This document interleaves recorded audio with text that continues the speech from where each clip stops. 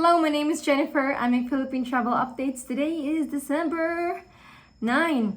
I have something to share to you, the Iatf updates. There is restriction and there is relaxation. So let's start with the restriction first. Unfortunately, a new country is added on Redlist, a new country from Europe, and that is France. Effective December 10, France will be included in the red list starting December 10 until December 15. Only 5 days, Jennifer. Yes, the announcement is only 5 days because we know, diba, always the restrictions are only until the 15th. So we don't know whether that will be extended or lifted after that date. But remember the date, France is on red list starting December 10 until December 15. So when a country is under red list, you cannot enter if you're coming from that country or if you have a travel history for the last 14 days in that red list country before arriving in the Philippines. They will inspect your passports to make sure that you don't have the travel history for the last 14 days from this red country. While those who arrive before December 13 from France will still be able to enter, but they will be required to follow the Redlist Protocol, which is to undergo facility-based quarantine for 14 days with swab testing on the 7th day in the quarantine hotel. While those who are planning to arrive after that date, after December 13, sorry, but you cannot enter the Philippines if you're coming from France po. You will not be allowed. For Filipinos, you can only enter if you are flying with through repatriation or bayanihan flight. Hindi po pwede yung regular commercial flight lang. Dapat bayanihan or repatriation po kasi red list po yung country ninyo. Well, there is only very few bayanihan or chartered flight in Europe for this month.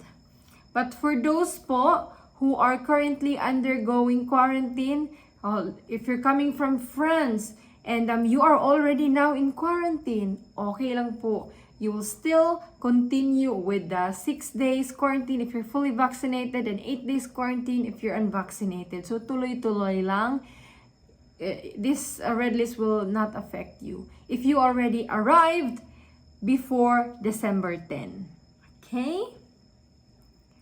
While those who will be transiting in France, don't worry, you're safe as long as you stay inside the airport. Don't go outside France airport. Don't get stopped by the immigration in France. So you just transit, stay at the airport, then you're not affected by this travel restriction. You can still enter the Philippines and you will just follow the normal yellow list protocol. While for children, this is the relaxation because I believe in happy endings. Let's end this with a happy ending. Children of at least, something, I think this is good.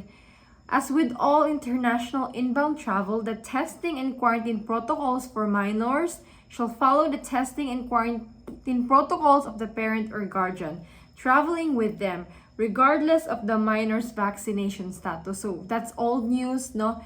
If you're fully vaccinated, if your children are unvaccinated, that's okay. They can still follow 6 days quarantine. Because yung protocol ng minor will follow the parent or guardian they are traveling with. But this is the good news.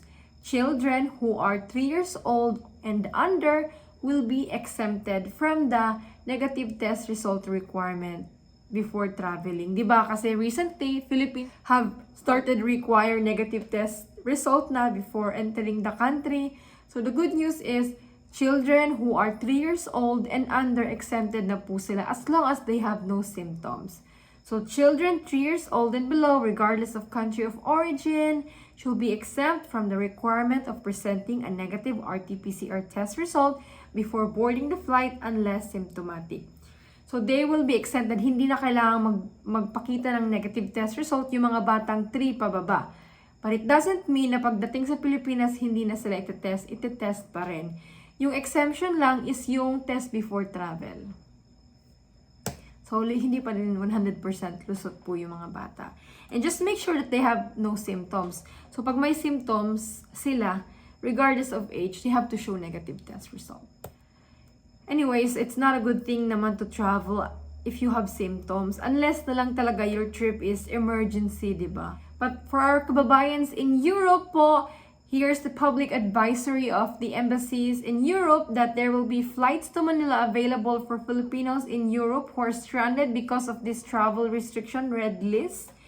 There will be 2 flights, but these 2 flights po will depart in Amsterdam. Yes po, Amsterdam. So these 2 flights will schedule be on December 10 at December 13. Yung December 10 po is exclusive siya actually for seafarers po, employees of OSM. Pero they allotted 30 seats for Filipinos other than their employees. So to avail this po, you have to contact charter@osmo.no. Okay? So the flights are for paying stranded individuals or groups. Yan, you have to email charter@osmo.no. They have the questions to your answer about payment and inquiries. You can also contact your embassy. I'm sure they know about this. And the other option po, that is another flight for stranded kababayans in Europe, yung mga na-under sa red list. December 13, ito po ay bayanihan flight. It will also depart in Amsterdam, Netherlands. Your date of arrival in the Philippines in Manila would be December 14. So to avail this, you have to contact the embassy po, the Philippine Embassy kung saang bansa po kayo nandoon. Hindi yung Philippine Embassy sa Netherlands, yung Philippine Embassy kung saan ka nandoon. So for example, Italy, France, or Switzerland, or Belgium, yan. So, Europe is really, the hot sauce. The IATF is looking at Europe. Hold off in red listing countries unless they hit the parameter. But Europe is not exempted because they have become the epicenter of COVID-19 recently. Their cases are very high, and we've been hearing about lockdowns for unvaccinated people. So it's quite the opposite of the situation here in the Philippines. Right now, we're like living the golden age. But Europe it's the opposite. Their cases are very high. COVID surge is real. Pero positive preliminary data shows about Omicron is that, yun nga, it may be more transmissible, it may be more immune evasive, pero immune evasive meaning yung vaccine may not be, maybe less stronger in preventing you in catching it or transmitting, pero preliminary data shows that it may be less deadly. Less severe. So at least naman, that's hopeful. But they're still waiting for the data for older population. Because the data that we have, the world have, is coming from South Africa. And they don't have many old people. Unlike people from the northern part of the world. Anyways, the Philippines is still keen on achieving the 54 million fully vaccinated Filipinos by year end. And because of that, we will be having another bakunahan, bayanihan. I think December 15 to 17, guys, if I'm correct. So, yung mga hindi pa na-vaccinate sa Philippines, please po, let's participate. Let's become a part of the solution. For anyone who will be traveling soon nga, if you've been following the travel updates, you would know by now that, changes happen in the Philippines in a split second. One time you'd be on the plane, and then by the time you land, the things change. It's been like that. So my advice for those who will be traveling soon, just stay updated with any changes po. You can follow my channel to do that, or you can also follow Office of the Presidential Spokesperson on Facebook. And especially this month, December, we were going so well. We were gonna reopen. We were thinking of removing quarantine for all countries, but then this Omicron thing happened. So a lot of uncertainties. But so far, with the preliminary data of the world about this Omicron, it doesn't sound so bad. Maybe transmissibility will be the problem. Pero yung severity, let's hope that the data is true and it is indeed really just less severe. But this is all for today po. I'll see you in another travel update. Stay safe and God bless. Bye.